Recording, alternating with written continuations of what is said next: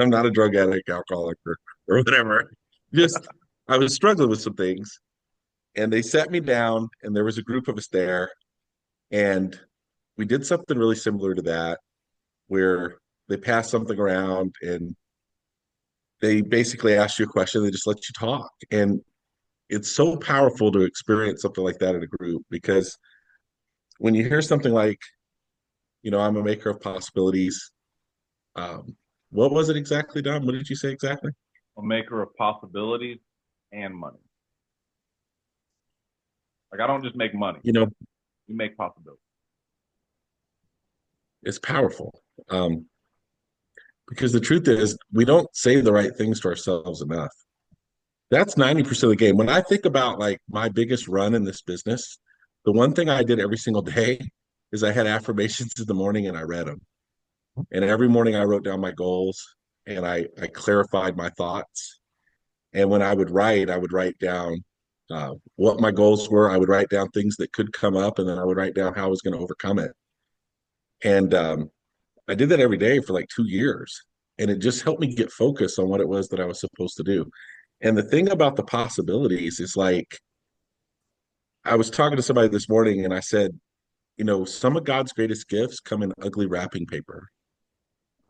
They come disguised as problems. And when I look back at my business, adversity and problems and making a decision to be a maker of possibilities in those instances is what allowed me to grow. In fact, the biggest growth in my business to a T, to a situation, came in direct result to the thing that it was about to knock me out of the business. And I have several different scenarios like that. But because I was a maker of possibilities, I didn't just look at it as like a problem. I would ask myself, what can I do? And then I would actually, and I would write it all down. I would encourage all to do all that too. Like ask yourself, what can I do in this situation? And then write down what you could do. I could quit, I could give up, I could suck my thumb, I could whine about it, I could make more dials, I could buy more leads, I could get around the right people. I could start talking about solutions and possibilities rather than problems. I could wake up earlier. I could fill my mind with good stuff. I could say my affirmations 7 days a week. I can get on the calls before everybody else. I can leave the call when everybody else is done. I can I can become a master of the small things. You know, when you start asking yourself, what can I do?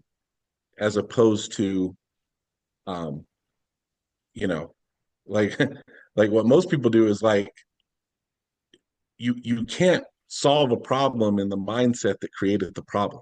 You got to move to a proactive solution oriented thing. So when you have a problem, rather than ruminate on the problem, the right question is, what can I do? And then just write down everything you can do, good and bad. And it's amazing how much clarity you'll get. And the thing you understand in this business that happens is everybody goes through the same stuff. You just might go through it at a different time. But eventually, we're all going to experience the same thing. We're all going to get chargebacks. We're all going to recruit somebody that doesn't do anything. We're all going to recruit somebody that quits the business.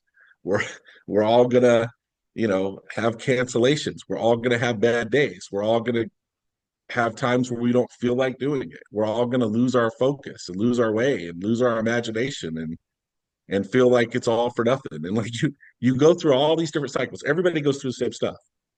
But the people that really set themselves apart are the people that are solution minded, that are proactive, that have a good attitude, and choose to focus on what's going right as opposed to what's going wrong.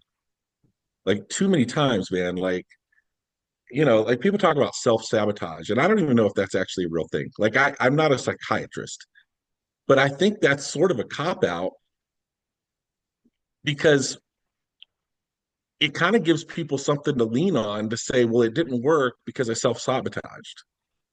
And then all of a sudden everybody goes, oh, yeah, I do that too. Well, maybe that doesn't really exist.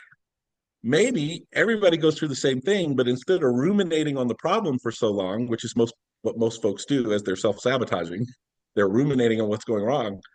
The people that succeed are the ones that are always saying, well, this is what's going right. Like, yeah, I could be upset about this, but man, I'm sure grateful about this. And maintaining proper perspective. I mean, I look at, Dom's Instagram. some of the videos he shot lately are just really incredible. And he talks about cancer and perspective and all those things that he's gone through. And literally, when I think about Dominique Rogers, that's what I think about. That's somebody in the business who, in many, many times, was laboring under way worse circumstances than most people could have understood. But he was always the first one there. He always had the best attitude. He was always looking to help everybody. And he was making choices on a daily basis to focus on what he could control. So I don't know if I even answered the question, but I kind of got on a roll. So I kept going. No, dude, that's 100%. And I wanted just to thank you, Trey, for taking the time to be on this training. All right. This group of men and women is a group of men and women that are choosing to get better. Okay. Um, I think we've done a much better job, Trey, at setting expectations of what it takes um, without any fluff. Okay. Meaning, yes, we will teach you how to go out there and make $20,000, $30,000 a month, but it won't come with the same thought process that you got, and it's going to require X, Y, and Z. And if you can't do X, Y, or Z, we'll quit you before you quit us. Meaning, Yeah. Meaning we got enough people to work out, and if you're not working out the way that you know what I mean that we know will yield results. Now, be clear. Sean's rule is you're not bitch, moan, and complain. You're staying out the way. You're not hurting nobody. Dude, we'll get out of your way too. But the ones you're speaking to here, they're not those people. They would never be here. That makes sense? They wouldn't show up here. So you're speaking to the ones that go, hey, I want the coaching. I want the best track so that I can go get this thing. And I looked at the names in this group. There's probably, and well, I don't even want to guess at it. Put in the chat, all right? In the chat, if your goal is to be $30,000+ a month within the next 3 months, put 30K in the chat. I put 30K in the chat. Because I'm thinking this, man, not thinking this, I'm knowing this. Me and Bryce were talking the other day, Trey. Our standards got to be higher, right? I see growing teams, their standards are high, okay? We've raised our standards. We've been seeing nothing but $20,000+ a month producers. We're probably helping 2 to 3 people a month turn into $20,000, $30,000+ a month, okay? But how do we get that to be the expectation, the standard? Why can everybody go out there and within 90 days be issue paying $20,000+ a month? And that's what I want. And you, dude, better than anybody. You've seen so many people. You got on your team that sells 200 grand a month, and you got people that sell 30 grand a month who used to never sell anything, and now they're selling. I mean, so you've seen everything as it pertains to training folks doing this. So when we tell people, when I tell Donovan, hey, dude, 90 days, he may be 30 days in, 35 days in, not where he wants to be. But dude, hold your head down, within 90 days, man, you'll be netting at least $12,000 to $15,000 a month and writing 20+. Okay. Ken, over the next 15, 20 minutes or however long you need, man, talk to us on what it will take for not just me to believe it. Okay. But for the folks buying the leads and doing the deal, for them to believe it on those low days. Because it's easy to believe, dude. Be clear. Some of the hardest days, Trey, aren't like the first few days. It's like after you realize, oh God, I got paid, and how little it took for you to get paid, and then recalibrating your brain to keep working as if like you didn't just get paid $3 grand for working 5 hours. Make sense? Yes. It's the beginning of all that. So walk us through, man, on that track of getting to that $30,000+ a month as a new agent in the business, whether you're new with Family First or new in the industry in general. Okay, because you help many people, whether they're transferring from different companies or brand new in the industry. All right, one of the best to help anybody with any background get to those numbers. All right, so I'm gonna let you have it, man. But that's where we are. Okay. Okay. And if you want to leave some time for any questions, or if people have questions, put them in the chat here. Just type them in here. And you see how many 30Ks got up in here, dude? Holy shit! I know. This is exciting. I mean, this is a strong group. This is very impressive. I'm excited to be here with you guys. So first off, the number one thing that people I think is the kit. I'll tell you what the biggest kiss of death in the business is. And this is when Dom talked about, you get started, you make some money, then the complacency sets in. Um, when people are in survival mode and their backs against the wall, they tend to perform really well. And so as a culture, as a society, I don't know what it is, but it's common for people to like back against the wall. I'm drowning. I'm in crisis mode. I need to get to survival. I need to get my head above water. And they'll scratch and claw and climb like crazy to get just some breathing room. And then as soon as they get some breathing room, they think, oh, I need to rest. And all of a sudden they go back to crisis mode. And then their backs against the wall. They do it again. They do it over and over and over. And it's a vicious cycle. And what I want y'all to think about, what happened with me, because I was in that cycle for so many years, is when I got here, what Sean Mike did was like he was really clear about the fact that if last week was a good week or last week was a bad week, this is a new week. Like if you succeeded last week, great, but this is a new week. And he started cultivating this mindset for me where I wasn't living off my past successes. I was focusing on the work and I was getting the self-esteem from the work. And so the one thing you can control is the inputs. You can't control the outcomes. So if you understand that up front, what'll happen is instead of going from crisis to survival, back to crisis to survival, what'll happen is you'll start becoming where you go from survival to thriving. And then your lowest threshold is what used to be your high point. And that's where you want to be in the business. That's sort of what the path looks like. Like right now, everybody goes, I want to issue 30K. That's the goal. And I think of somebody like Heather Robeson. She had a month 2 months ago where she only issued 30, and she was like, I can't believe I only issued 30. Like that's like, how did that even happen? Like I issued 50. Why would I don't know what I did wrong or I issued 30. Like her her high point became something she couldn't even tolerate anymore because it was like, how did I mess up so bad? That's that's what happens in the business. That's the natural methodical process of what improvement looks like. Now, that might look like, if we're being really honest, like you show up to dial and like for you to get, I don't like this is the group that y'all are here. I'm talking about people who aren't here. So the ones that aren't here, for some of those folks, it's like, hey, can I do 50 dials for the day? Can I do 100? Can I actually reach 300 dials a day? And then all of a sudden, you maintain that activity and you start getting your esteem from doing the work. And all of a sudden, $300 in a day is like, well, what was I doing all day? I must have just been on Instagram, like I must have been just goofing off. So embrace the fact, what I'm trying to say is embrace the fact that this is a process. Um, that's really important. The other thing is never get to the point where you think you know it all, because when you think you know it all and you don't put yourself in the position of being a student, it's really easy for ego to creep in. And when the ego creeps in, then you'll start going backwards. And what backwards looks like is not like backwards. It looks like complacency and then backwards so hard that you feel like you can never get out of it again. You don't just immediately fall apart. There is a slight edge process to this business. And what that is consistent things done the right way over time will yield profound results for you. So little decisions that seem to make no difference at all, if you compound those over time, that makes all the difference. But little errors in judgment that seem to make no difference at all, compounded over time, will cause you to fail miserably. And you can't see the difference in the beginning between the agent that's making small errors in judgment and the agent that's making all the right decisions. Like you can't see it in the beginning. You can see it a year from now.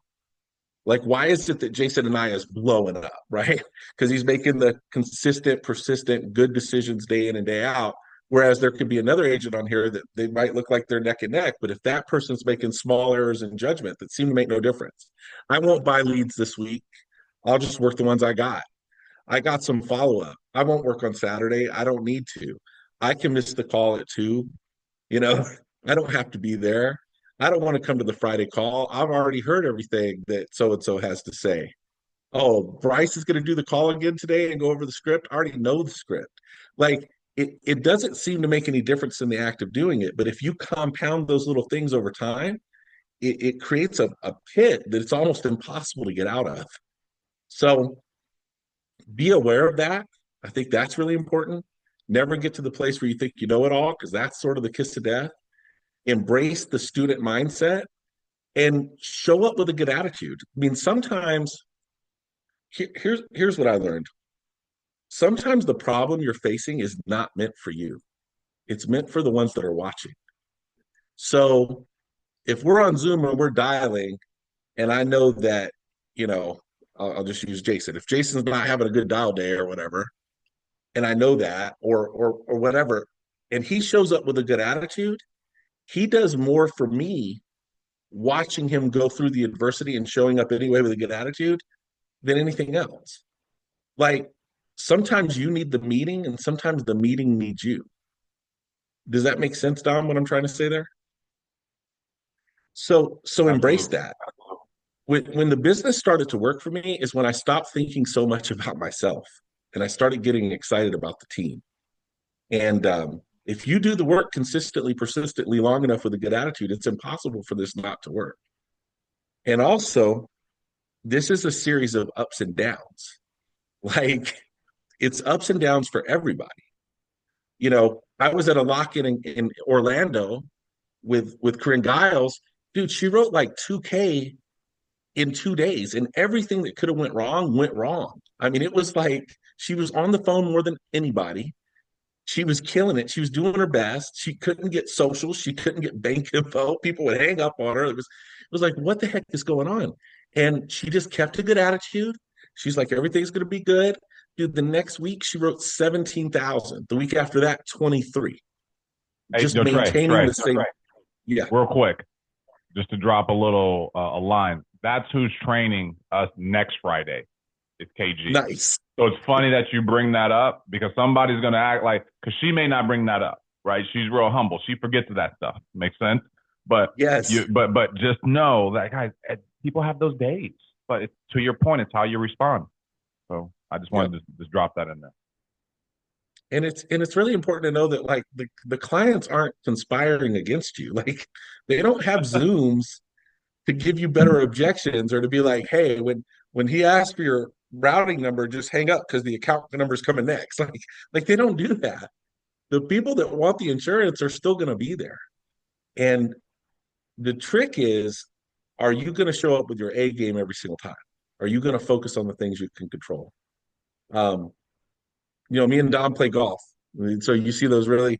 So Dom's best golf game of all time, I happen to videotape. And so what was really cool about that though is you talk a lot about golf. The ones that like, how do you rebound from a bad shot and don't let it ruin the rest of your game? Like everybody makes mistakes. Sometimes good shots turn out bad. Sometimes bad shots turn out good. But it's the mindset and staying in the flow and sticking to the routine and showing up with a good attitude day in and day out. Just like the hardest part of this business is employing yourself. That's that's what this is about. Can you Elaborate employ on that. yourself? Elaborate on Because what happens is like if you have a job and you don't feel like going, but you don't have no sick days, you got to show up or they're going to fire you. But when you're self-employed, especially when you get a little bit of money in the bank, especially when you're not used to having money in the bank, it's really easy to go, yeah, a barbecue in the middle of the day on Wednesday. Of course I could go to that. You know, like my my kid's field trip to the ostrich farm in the middle of the day on the Tuesday. Yeah, I could be the only dad at that. I just started my business. That's okay. Like those things are sort of traps because that time freedom that you have, you've got to learn to employ yourself as if you could be fired. Like you need to be the boss and the employee. The cheat code in this business is if you want to build a big team, here's what the cheat code is. If everybody on my team did what I did today, would it be a good day?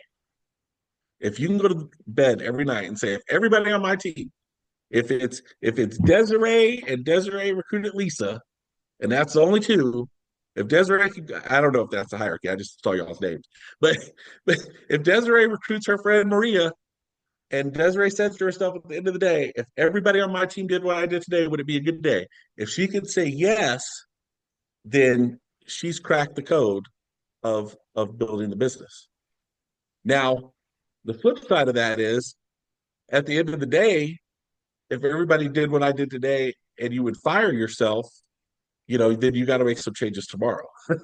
Like, learn to work this like it's a minimum wage job that you could lose, and maintain that perspective. Like, this is the time I have allotted to do the business. I'm going to show up and do the business. I'm going to focus on the things I can control. I'm going to make the dials. I'm going to do it with a good attitude. I'm going to get around the group. I'm going to make a decision not to ruminate on what's bad. I'm going to make a decision on focus on what's good.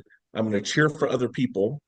Like, people, you know, um, at one point, I think Sean, with me, he was like, you need to cheer for yourself. You cheer way too much for everyone else. And he thought like me cheering for everybody else was me not cheering for myself. But for me, it was a coping mechanism, because if I cheered for everybody else, it kept me from being jealous and falling into a comparison trap. So that was a trick. It's a way I tricked myself. Like, I can't be envious and a jerk when I'm literally celebrating everybody else's success. Um, I don't know where that came from. I just kind of threw that in. That's a nugget. Um, so anyway, yeah, that's what I would say. Focus on your mindset, focus on the activity, show up, plug in every day, buy leads. You have to invest in your business. That's another trap people fall into, is they count the money. Like Andrew Taylor, the thing I learned from Andrew Taylor was there was a time at his house where he didn't even have like carpet or floors. Like, it was cement, like in his house. And Andrew had rental properties at that time with nicer floors than his. But he was cheap when it came to his personal deal, but he was never cheap when it came to his business. If the decision was like, I need to buy these leads and try them out for the business, then I need to do it. If the decision was, hey, I need this money to go to the training, then he would spend the money to go to the training. But it was never like, hey, I'm going to elevate my personal lifestyle to the point where I don't have money to feed my business. If you feed the machine will feed you. But where people fall apart and start to fail in the business is like, they make money and they spend it all on their own personal thing, and they don't have money left behind for the business. So the trick is, don't change your personal lifestyle right away. Just focus on growing the business. Invest back in leads. Have new leads every single week. Show up with a servant mindset. Really focus on the people that you're trying to help. Get your mindset off of you and put it on other people. Um, Circle the fire. Be around people that are doing it well, and then make a habit of not of tuning people out. Because the other thing, I'll tell you what a real trap is in the business after your first year, during your first year, is there's going to be people that don't make it. And the best thing they can do for themselves to justify why they didn't make it is to get you to not make it too. Because what it does is it allows them to, it justifies the reason why they quit. That's why misery loves company. So if it's not working for somebody else, they would love to piss in your ear and tell you why it's not going to work for you. And you just have to be aware of that. Like, I was always aware of that. Like, I was so aware of that. I'm still so aware of that. Like, you can't complain to me. I will run the other direction because I don't want it to. I don't want it to get in, because an ounce of doubt and you're out. And the truth is, this business really can change your life. It's changed so many of our lives. Um, Almost to the point where you kind of get jaded. Like, sometimes you have to step back and go like, 30K a month, like, you know, depositing $15,000, netting $15,000, $20,000 net. You know what people have to do outside of the insurance industry to make that kind of money? Like, there aren't a whole lot of people that can really do that off of their personal daily effort. It doesn't really exist. Like, maybe if you're a drug dealer, but I don't even think I could sell enough drugs to do that personally. I wouldn't even know where to get the customers, so I thought that was funny, but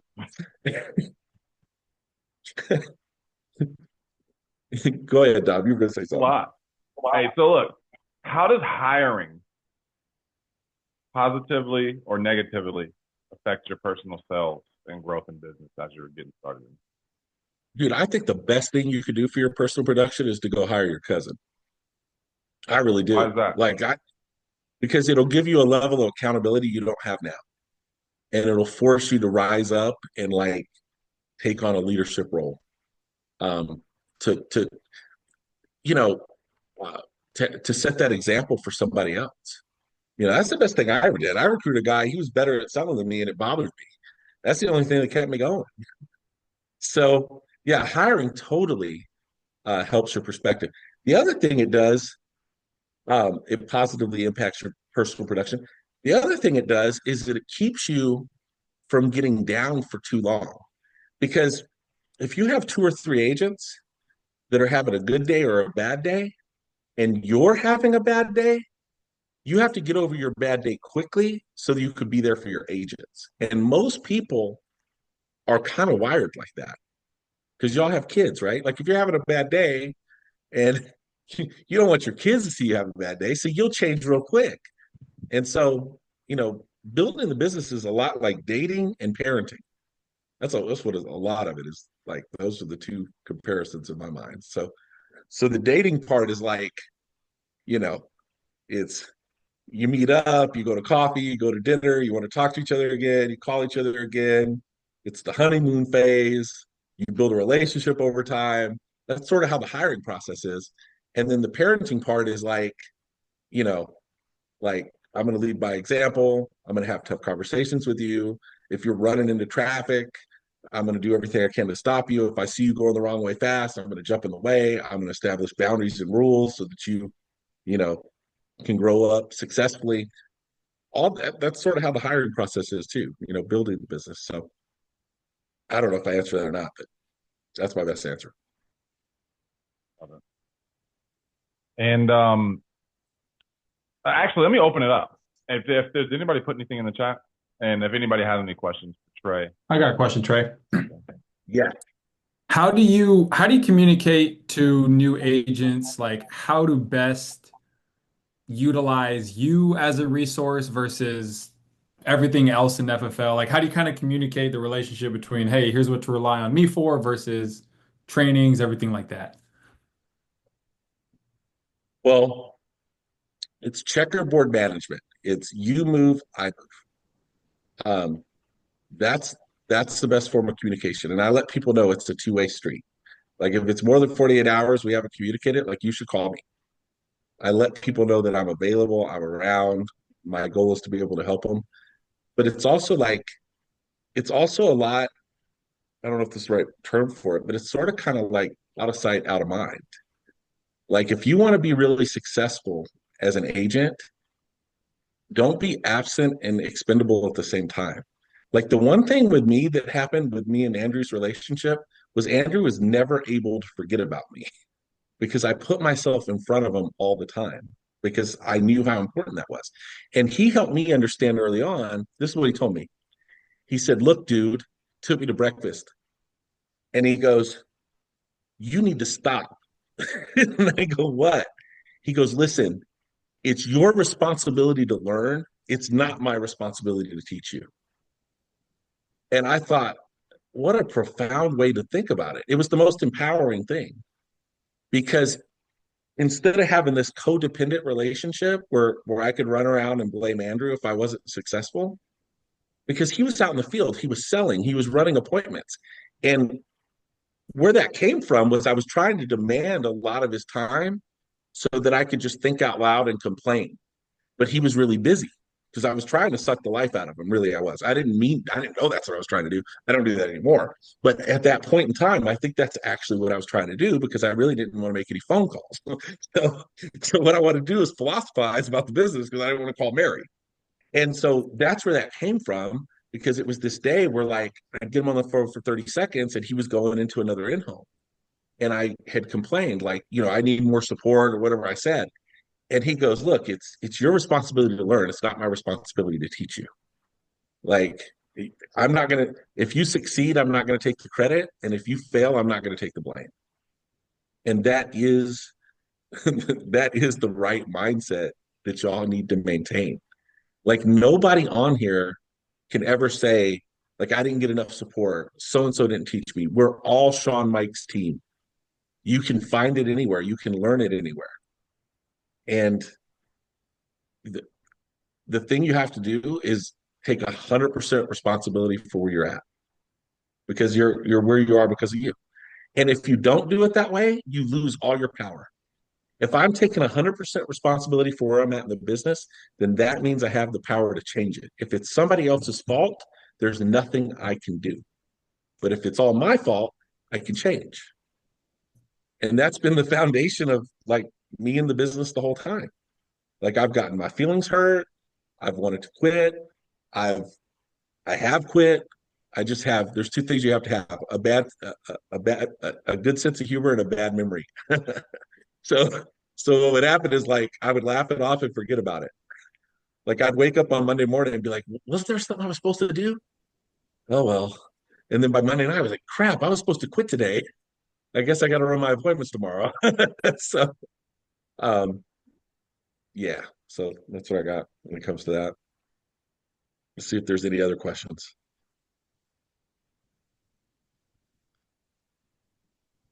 Let's see.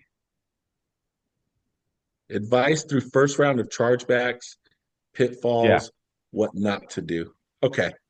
because agents are coming in hot, dude. All right, they're coming in Yeah, hot. They're investing in leads. They're doing what we're telling them to do. All right, and that first 30, 45 days, dude, it's all profit. Make sense? right, It's all right, profit. How do we prepare them for day 45 plus, and how to deal with that, and what do you learn, or what, you know what I mean, what does that look like for you? right. Okay. So first thing is you need to make a decision that no matter what, you'll be here a year from now. Because if you're consistently, persistently doing the activity for a year, it is impossible not to learn the skill set to overcome all these things that can cause you to really blow out of the business, including keeping business on the books. You are going to have chargebacks. This is exactly what happened to me. My persistent was we had Americo and then we had this other carrier, and then the carrier kind of fired us, but we said we fired them. But before they fired us, um, I had a bunch of chargebacks with that one too. So I had terrible persistency. And at one point, just being a producer in the beginning, and I hope it's okay to say this, I'm going to be real about the numbers, Yeah, and I'll tell you please. exactly what I did, and I'm going to tell you what I would do different looking back because I did make some mistakes there. Um, it's really easy to oversell this to people. Like people can get excited, and if you aren't mindful of their budget, you can sell somebody something that really doesn't make any financial sense to them. So there was a point in time where I literally had 17 cancellations in a row with Americo, and I ended up $17,000 in debt off my personal production, and I didn't have a team. And so what I did was I got on a payment plan. I called the carriers. I was super proactive. I told them I'm not moving to Mexico. I'm still doing the business. I'm figuring the business out. I'm here. I want to get out of this. I want to fix this. And I went from overselling people and not paying attention to their income to like, um, and the other thing I would do is like once I sold them, I never talked to them again. Because like if a client called me after I sold them, I thought, well, they're calling to cancel. And so I would just like hope that didn't happen or I would ignore it. So if you ignore the problem, it only gets worse, right? So I didn't seek counsel fast enough. That's how I ended up in such a big mess. What I should have done was ask for help right away. Like, hey, I had some cancels. What could I do better? And Andrew had all the advice to tell me how to make sure I wasn't getting a bunch of cancellations. But for my own reason, because I wasn't trusting or whatever it was, I didn't really know that I should take it. I didn't know. Anyway, so first thing was I was overselling people. Now what I did was to get out of that, I started selling really low premiums for a long period of time. Like it was $22 a month, I'll sell that. But 60, that's too much. Like I went too hard the other direction. Hopefully this ain't enough. Hopefully this isn't too much telling you all this. Oh, this is great. This is great. This is great. After after about a year of doing that and struggling miserably because I wasn't saying what I was going through. I was just getting on plans with the carriers. I was handling my stuff. I was trying to outwork the situation. I go to this event with Sean, and back then it was like we used to do this cashback term. Okay, so like you'd sell term and it had return premium on it, and like that's all anybody talked about. Like you sell this 25-year term, pay the mortgage off 5 years early. This is how you do it. And I'm like, that's how you do it. And so I go to this meeting with Sean and I go, hey, like everybody keeps canceling. And I don't know what to do. Like I think I'm overselling them, like I go, what do you do when somebody just wants, and I had all these like things in my head that I'd made up and I'd confused myself. I'd confused him in about 3 minutes. He was confused. I was confused. And I go, what do you do if they just want to just term without the cash back? Because I made all these stories up in my head about what was going on. He goes, just sell them the term. And I was like, oh, that's good advice. You know, like what I'm trying to say is I convinced myself that I knew the answers to all these questions so much that I never asked for help. And then when I go ask for help, the answer was completely different than what I thought they were going to say. And it was simple. But me trying to figure it out on my own um, put me in a real bind for a long time. Now, eventually, I got back to where I was selling normal premiums. $120 a month was not a big deal. I wasn't overselling people. If they called me, I would answer immediately because I learned if somebody wants to cancel, I'd rather know sooner than later. That's better. The quicker I know. The worst situation is like if the client calls and you don't answer, now they're really going to cancel it. Now you don't have a chance to save it.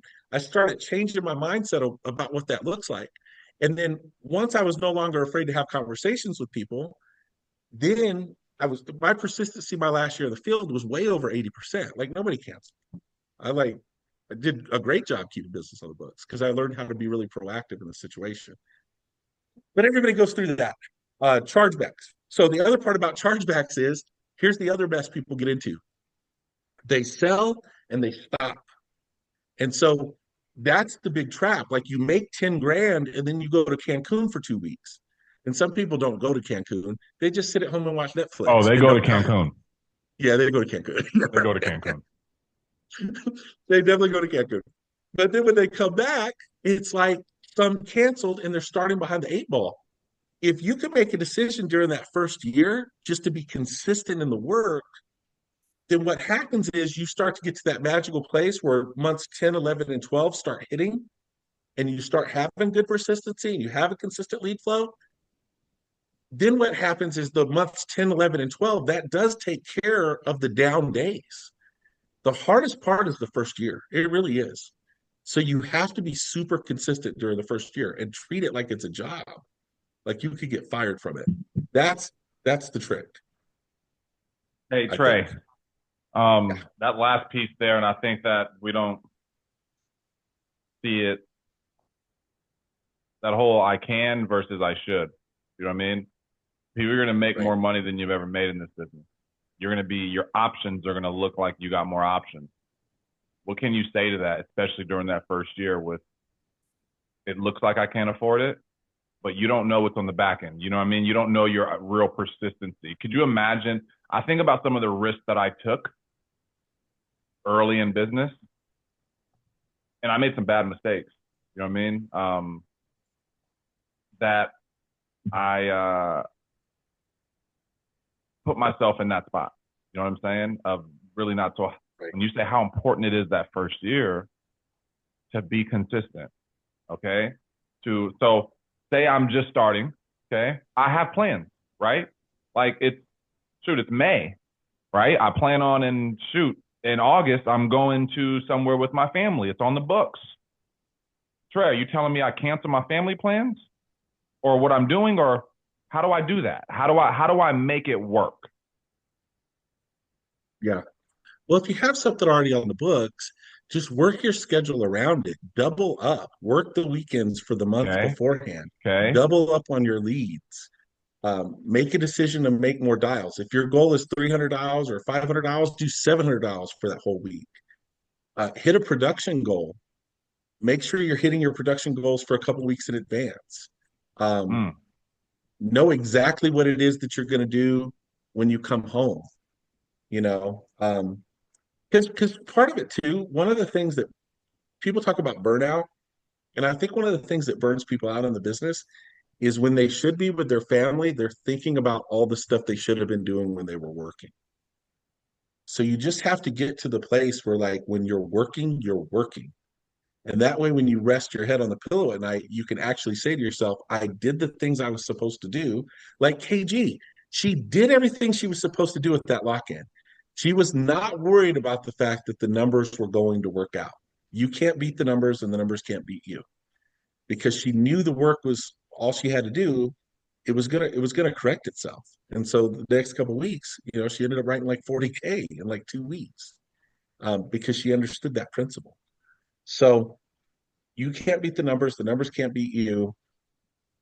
Get a hold of your schedule. If there's things in your schedule that are not movable, then work around it.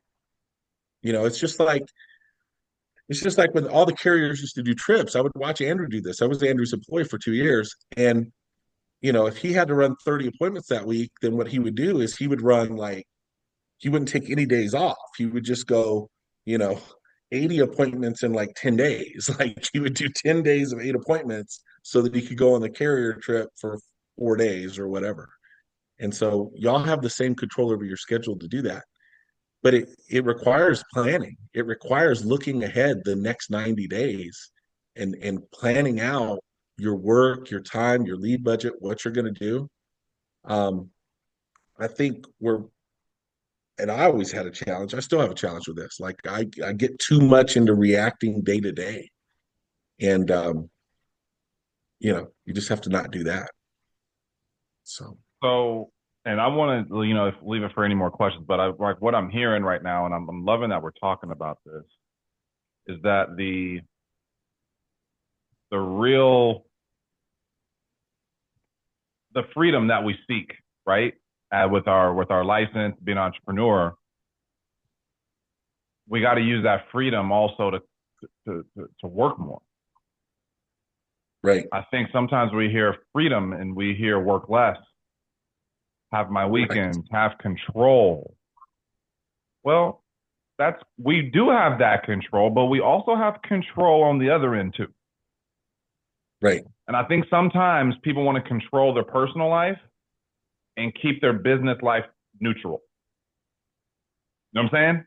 And I'm like, Yep. dude, that ain't gonna work. If you want this control over here in this life over here has to be an overdrive. Yep. You know what I mean? And that's what you're saying right now, man. And so that's the first time I kind of heard or felt that, like, oh man, we're seeking financial freedom. We're seeking freedom with time. But then we use things that we're doing as the reasons why we didn't hit the goals. I'm like, no, we can't do that. We can't do that. Like, I remember one time I told Sean, like, hey, I went to Thailand. And I was like, yo, I went to Thailand and this, he goes, dude, did you know you were going to Thailand? He goes, yeah. I go, yeah. He goes, well, why didn't you work more before you went? Why didn't you? Mm-hmm. Guys, we're telling you all this not because we didn't do it, just so you know. Like, this, dude, I did it. I went to Thailand. It wasn't Cancun, but it was Thailand. Makes sense? But like, and I was like, dude, you ain't got no business here for 2 weeks. Now, I could have stayed in Thailand because I could afford in Thailand, but you know what I couldn't afford? My business in America. Makes sense? You're like, Thailand's cheap. I know it is, but my business is not. And I didn't set it up right. So be mindful of that type of stuff with your family as you're planning, as you're doing things. All right. If you have, what do you say, Tray? This is big with schedule, man. I know you're a family man. All right. Yep. You missed some stuff on the come up? Yeah, definitely. I definitely missed some stuff. Can you talk to us about that? Because it's because of men like you, dude, and Sean, that I saw sacrificing stuff with their kids, that I worked harder. Just so you know, Tray.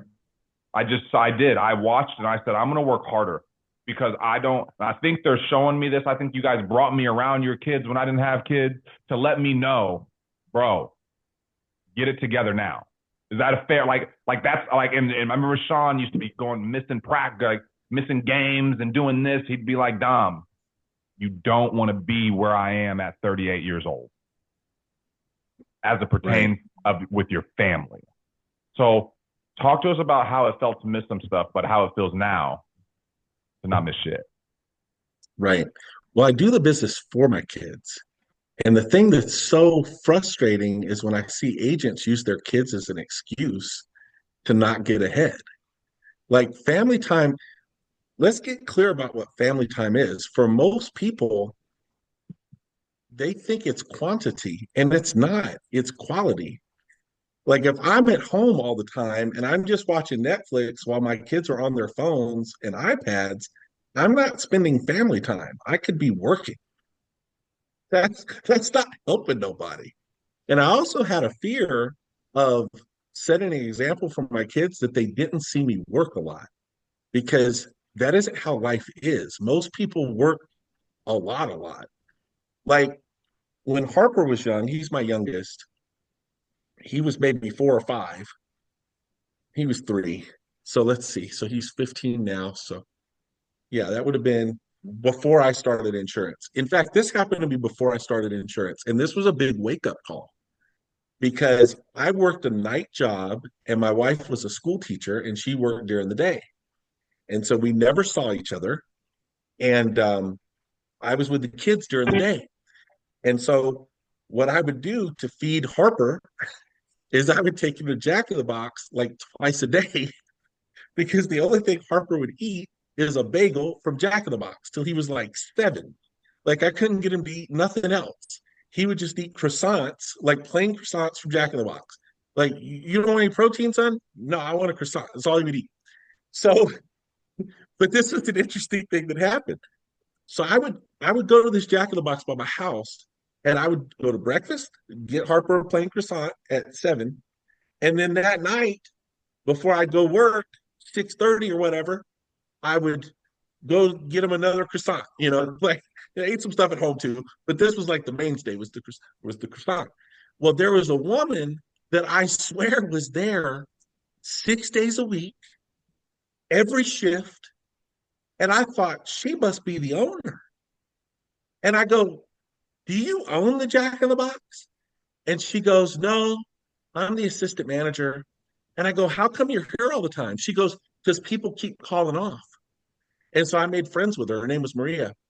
And I was like, "Maria, how much do they pay you?" And she's like, 55,000 a year. And I swear, Maria was there 80 hours a week.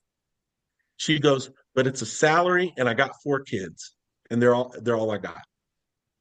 And I thought, okay, I need to set that example for my kids because I believe those kids turn out way better than the kids that nobody's working, nobody's sacrificing. They don't see their parents do that. I was just terrified of my kids not seeing me work. So I wanted to set the example of what it looked like to work. Um, and then I didn't want to use my kids as an excuse. Like the Ignite conference. People will be like, "I can't go to Ignite because, well, I got the kids." Like it's a disease. I know you got the kids, but what would you do if you had a job and you had to go to something? You'd find a way to get to it. Don't use your kids as an excuse. Have some respect for yourself. Um, so that was my whole mentality and philosophy about that. That's great, man. Thank you. Thank you. And we're coming up, man. If there's more questions, feel free to chime in, you guys. We got about 8 minutes, but if you guys, I'll leave it open. Thank you, dude. You're crushing this.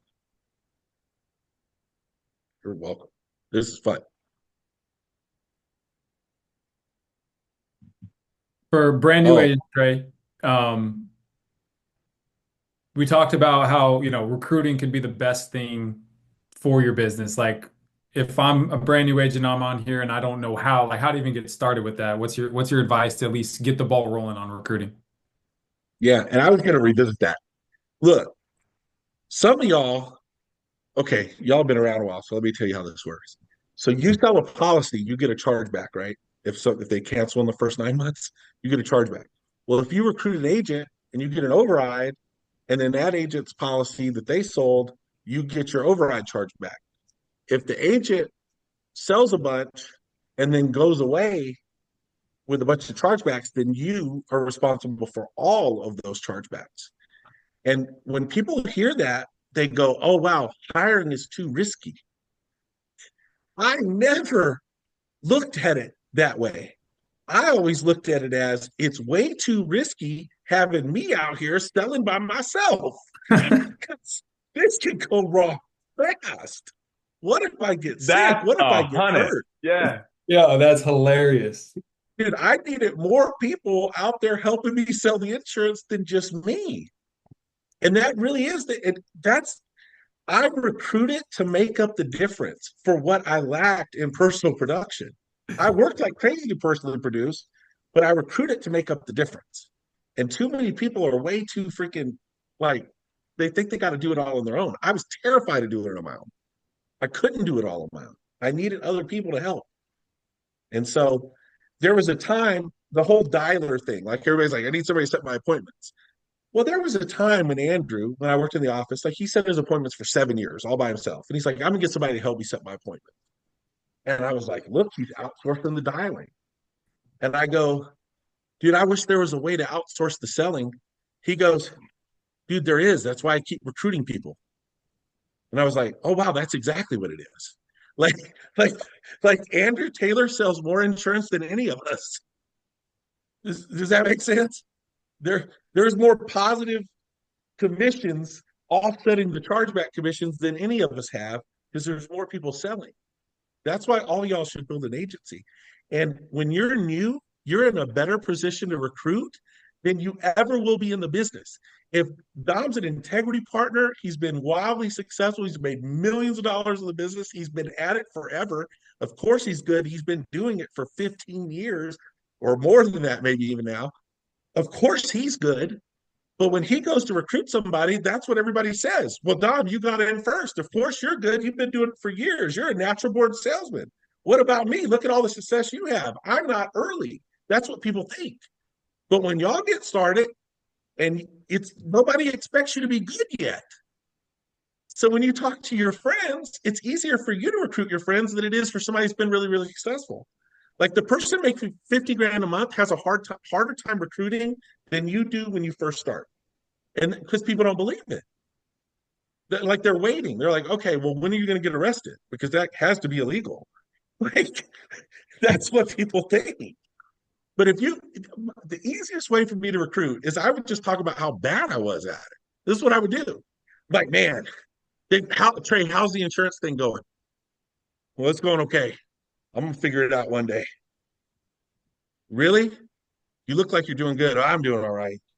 I mean, I ran 30 appointments last week. 26 of them told me no. Half of them didn't even let me in the house. I got lost going to 4 of the houses, but I deposited like 5 grand. But I am going to get better. You know, that was my recruiting pitch. And people go, if Trey could do that, I could kill it. Right? So don't neglect the fact that when you're new, you really have a better opportunity because people drive Uber and Lyft to make an extra $300 to $500 a week around their full-time jobs so they can pay their high electric bill during the summer. Like people work crazy, insidious amounts of hours, sacrificing time away from their family, to make way less money than what you can make if you mess around and mess up and sell a policy on Saturday. So even if you fail, you can still do better. That was the thing. Like I didn't have a lot of options. So my worst day in insurance was still way better than anything else I could do. And once I figured that out and I realized how much that was changing like my life, like one of the first things that happened early on, and I'm not going to keep you all on here all day. No, you This is good, the last bro. thing I'll say. One thing that happened early on is like in my married life, like we never like had vacations or our family had to pay for our honeymoon for 2 days in Big Bear. Like we didn't have any money. And I remember that I was able to make enough money to go on a weekend stay to the Mission Inn in Riverside. And that was like, I have made it. Like this is what wealthy people do because I can spend $500 and go away for a weekend. And how much that changed my life because I was able to net an extra $4,000 to $6,000 a month because I started out in this business part-time. Like that was more than I was making at my job. So it was life changing. And so when you're new, don't you the mistake is everybody thinks you have to issue 50 grand a month before anybody pays attention to you. That's not true. Like Jason had on there $1,000 for the day so far, dialing on Zoom in his air conditioning house with his friends. You know what I mean? Calling people that are looking for the insurance, and he's issued $1,000, and it might be more than that. I don't know how to go through this thing and look, but I saw it next to his name, you know. But and maybe it was more than that. But that's attractive to people. Like if people knew I can make a few $1,000s extra selling insurance on the weekends, calling people who are already interested, like that's a really attractive story. Don't neglect how attractive that is to folks and how much that can really change people's lives. Like the one thing I didn't do is I have never forgotten what it feels like not to be able to pay my bills. Like the resourcefulness that I used to have to keep my lights on every month is the same resourcefulness that allowed me to be successful in this business. Because I could rob Peter and pay Paul like nobody's business. I do a cash advance store. I do a cash advance store run. I could get like 5 cash advances, 5 different stores. I could pawn stuff. Like I can figure out a way. So you just got to be that resourceful about like getting leads. And then when you do get the leads, here's the other thing I did early is I was like, okay, even if I'm really bad, I'll never be bad for that long. So if I spend $1,000 on leads and I only make back 600, I'm going to buy another $1,000 with leads until I figure out how to turn the 1,000 into two and the 1,000 into three. And I knew that was the way because I didn't have any other option. Like I picked up Sean Mike at the airport one time in Vegas. It's nighttime. And I was supposed to drive him to the MGM Grand. And he's sitting in the car. He's kind of afraid. And he looks at me and he goes, "Bro, can you even see?" And I go, "Yeah." He goes, "This insurance thing has got to work for you because you cannot drive Uber." And so I realized early on, this is the only option I got. I don't have anything else I can do. So that's my story. There's no plan B, man. Make plan A work. And when those lights Amen. need to be on, ain't got no plan B. Got to make That's it happen. right. I mean, baby's got to eat. Got to make it happen. So, Tray, this has been huge. I appreciate you taking the time. You're my friend, been my partner for a long time, dude, and we're gonna be rocking this thing until the wheels fall off, and they ain't never falling off because Amen to that. backed by integrity and life insurance is everything. Okay, so we got this.